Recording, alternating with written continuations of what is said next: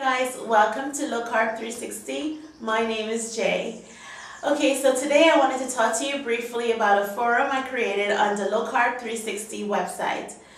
On the forum, you can blog your weight loss, you can get added support throughout your weight loss journey. As you guys know, I am still going through my journey and I do blog my weight loss and also do photo updates of my body shots. So I invite you to come over to the Low Carb 360 forum if you need some added support.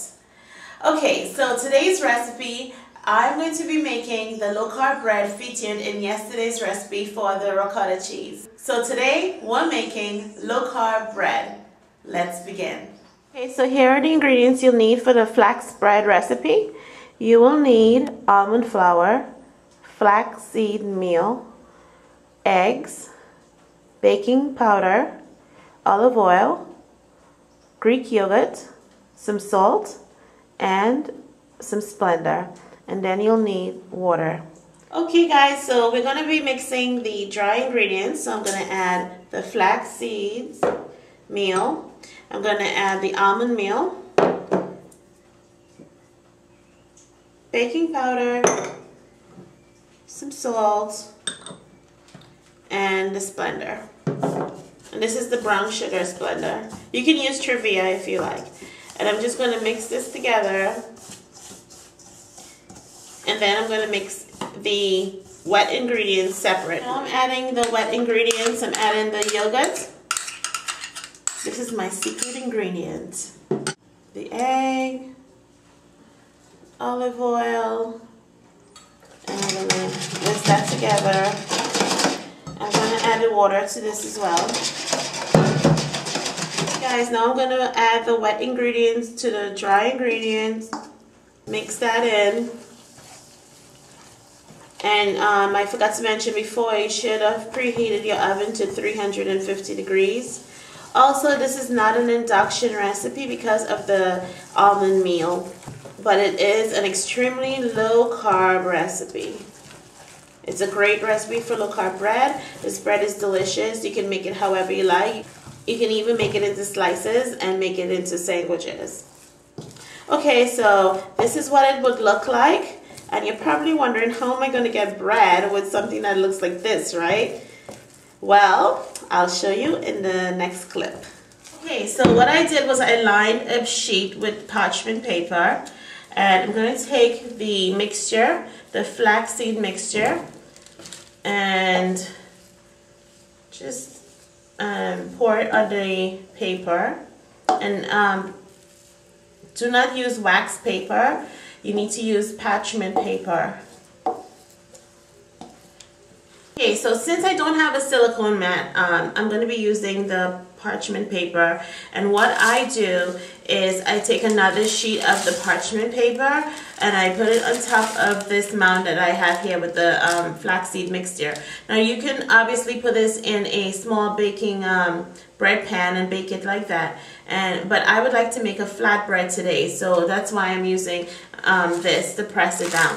Now what I do is I use my hand and I press the mixture down, and I'm going to press it to the length, try to get it to the length and width of the pan I'm using. Okay, so you just basically spreading it out with your hand. And the parchment paper on top really helps because the dough is kind of sticky right now, and it'll be very difficult to do it with just your hand on the dough.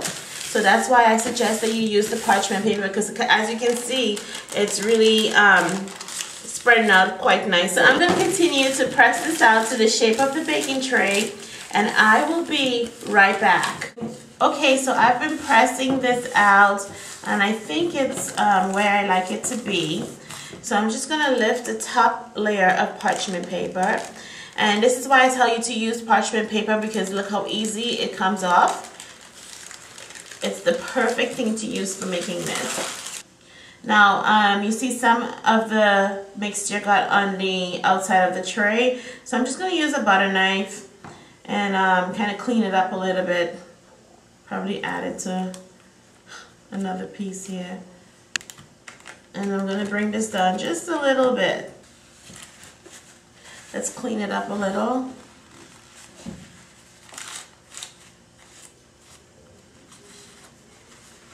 Because these pieces on the outer edge will cook faster if you leave them like that, and you don't want burnt bread.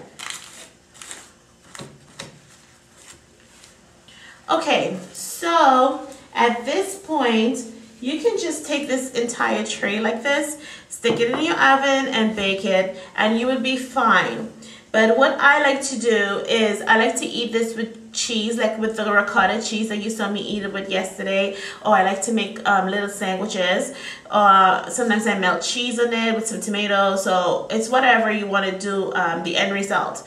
So what I am going to do is cut these into slices, and I'm going to do it now so that it's easier once it's baked to just lift off those slices.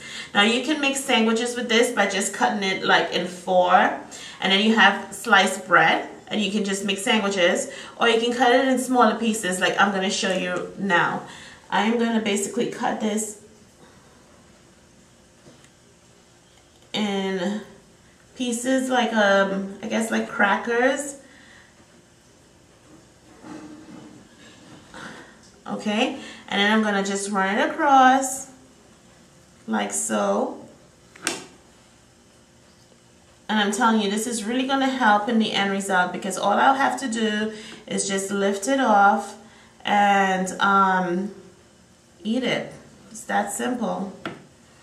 Okay, so it's not perfect. It's probably not as even as I would like it to be.